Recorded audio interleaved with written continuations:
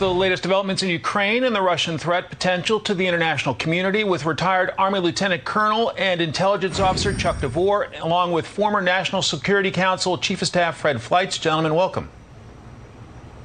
Good to be here. Chuck, what do you anticipate in terms of next moves by Ukrainian forces? Well, Mike, that's a great question. Ukraine has now been at war for a little over 3 weeks. They're engaging in a full mobilization. And in about 3 weeks more time, we're going to start seeing Ukrainian soldiers who have been recently trained beginning to expand their units and increase the ability of Ukraine to hold the terrain they have and to conduct additional counteroffensives to, in essence, take the initiative from the Russians. Fred, this invasion has not gone according to Vladimir Putin's plan. Today, Putin made the propaganda push, holding that rally in Moscow. How do you assess that, and what are your concerns at this stage? Well, I think this was a bad week concerning Putin's mindset, the comments he made at this rally, other crazy comments he made about cleansing and traitors. This looks like someone who is not ready to negotiate in earnest, someone who may be prepared to escalate further, at least leveling towns in Ukraine. But you know what disturbs me even more is when the President of the United States calls the President of Russia a war criminal. Now, you and I can call him a war criminal, but we have to negotiate with this man. He has the largest nuclear arsenal on Earth, and I'm worried about cornering him. We have to find a way to get a negotiated settlement, and name-calling is not going to get us there. The chairman of House Foreign Affairs sounds open to doing more to help the Ukrainians. Let's play it.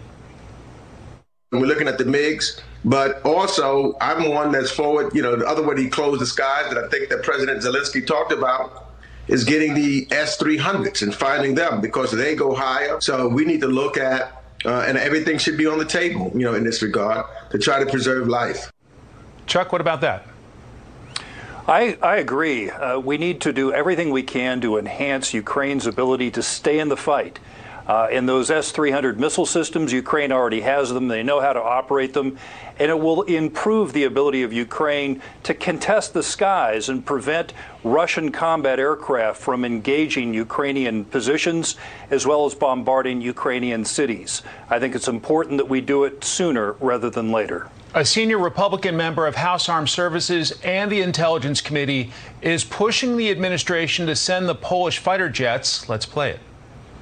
We wouldn't be taking such a strong stand if it was something that was absolutely going to be viewed as escalatory. We think it's going to be viewed as something that would assist Ukraine. President Zelensky has asked for it. It would be a morale builder, and we think it's essential for them to regain control of the skies. Fred, do you agree? I actually don't think these jets are going to make that big a difference, but I don't see any harm in sending them in. We should arm the Ukrainians to the teeth and just basically put the Russians in the position where they're going to have to negotiate. But we also have to press Zelensky that he has to negotiate too. There's a piece coming out in tomorrow's Washington Post where Western officials are saying they're confused where Zelensky is on the end game here. We need to work on that to find how he wants to resolve this conflict. Interesting. Okay, from townhall.com on President Biden seeking China's help.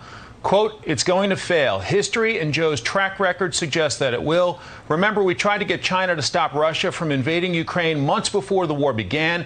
We shared sensitive information with them, and they turned around and gave it to the Russians. Under Biden, America is in decline. Chuck, your thoughts? Yeah, this is the most important next step in this conflict. My biggest concern is that there's every indication that Russia has expended much of their precision-guided munitions, if not most of them, and they are now seeking to be resupplied by China. China, of course, has manufactured a lot of these Russian systems on license.